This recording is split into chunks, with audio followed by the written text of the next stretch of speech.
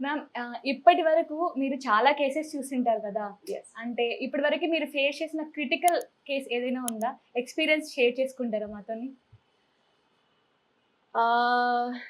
Critical case అంటే yes, కొంతమంది చాలా మంది వచ్చారు.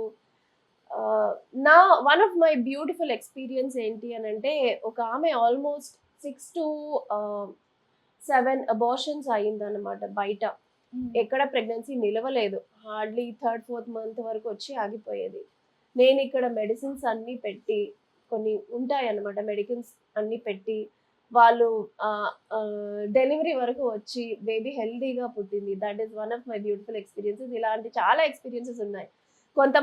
కొంతమంది ఎలా వచ్చారనంటే పిల్లలు కాకుండా అయిపోయిందన్నమాట.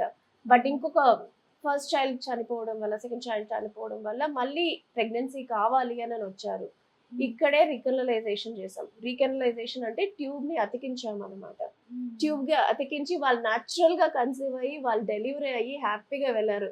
ఇట్లాంటి మెనీ స్టోరీస్ ఉన్నాయి మా దగ్గర. ఓకే. Nice ma'am.